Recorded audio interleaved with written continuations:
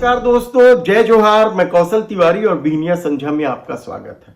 राज्योत्सव के आपाधापी के बीच जिस तरीके से शिक्षा विभाग ने प्रोफेसरों के पदस्थ आदेश निकाले थे, उसे लेकर अब सवाल इसलिए उठ रहे हैं क्योंकि जो सालों से जमे थे उनको पदस्था गई, लेकिन उनका विभाग नहीं बदला गया। 20-20 साल से जमे, आप सोचकर हैरान हो जाएंगे।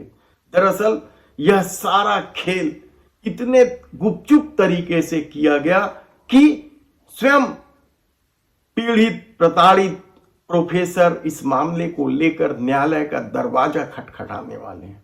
दरअसल 4 जून की तारीख क्यों चुना गया, इसे लेकर भी इसलिए सवाल उठ रहे हैं क्योंकि पूरा शासन प्रशासन राज्योत्सव मनाने में जुटा था। और इस बीच शिक्षा विभाग के सचिव आर प्रसन्ना ने 131 प्रोफेसरों को प्राचार्य पद पर पदोन्नत कर दिया। पदस्थापना सूची में सबसे हैरान कर देने वाली बात यह है कि 2016 के प्रोफेसरों पर विभाग की मेहरबानी जबरदस्त रही है, जबकि 2006 वाले प्रोफेसर भी जूनियर के समकक्ष खड़े नजर आ रहे हैं।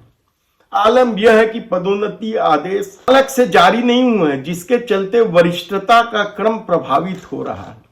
इसे लेकर दावा किया जा रहा है कि इस पदोन्नति में 28 प्रोफेसर छूट गए हैं।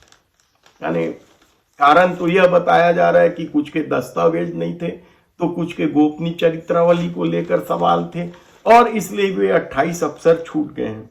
लेकिन वे अफसर जो सालों से सचिवों के, मंत्रियों के कृपा पात्र रहे हैं, उनका तबादला नहीं हुआ है, उन्हें पदोन्नति दे दी गई, जिसमें डॉक्टर राजलक्ष्मी सेलट को विशेष कर्तव्यस्थ अधिकारी उच्च शिक्षा विभाग मंत्रालय नया रायपुर में यथावत रखा गया है। इसी तरीके से डॉक्टर प्रदीप कुमार शुक्ला है, जिसकी प्रतिनियुक्ति छठ प्रशासन अकादमी रायपुर में है, उन्हें भी नहीं हटाया गया। 20 सालों से कहा जा रहा है कि शुक्ला जी 20 सालों से वहीं काम कर रहे हैं।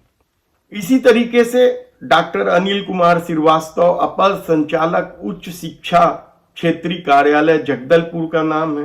डॉक्टर चंदन मित्रा का नाम है, तो डॉक्टर अंजलि अवधिया भी यथावत अपनी जगह पर बैठी हुई हैं।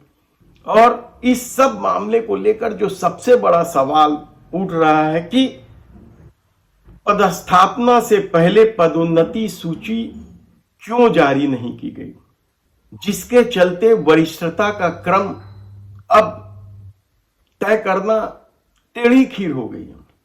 टेढ़ी खीर हो गया है या इसे ही वरिष्ठता का क्रम मान लिया जाएगा। यानी आप सोचिए कि किस तरीके से डबल इंजन की सरकार में फर्राशाही चल रही है। दरअसल शिक्षा विभाग भी मुख्यमंत्री के पास है। ऐसे में कौन सवाल उठाए, ये महत्वपूर्ण हो सकता है। और हैरानी की बात तो यह है कि 2016 में हाई कोर्ट ने प्रोफेसर पद पे पदोन्नति का जो आदेश को गलत पाया था, जबकि वे प्रोफेसर नहीं हैं, तो फिर उन्हें प्राचार्य के पद पर किस बिना पर पदोन्नति दी गई है। और इसमें से भी कुछ लोगों को जो 2016 में हाई कोर्ट से केस हार चुके थे, उनमें से कई लोगों को एडिशनल डायरेक्टर जैसे पद पर बैठा दिया गया। यानी आप सोचिए कि प्रदेश में किस तरीके से सरकार काम कर रही है, किस तरीके का वह खेल चल रही है। क्या पूरा मामला लेन देन तक ही जाकर सिमट गया है? ऐसे कई सवाल आपके मन में आएंगे, लेकिन सबसे बड़ा सवाल तो यही है कि आखिर पदस्थापना आदेश बगैर पदोन्नति के कैसे जारी कर दिया गया।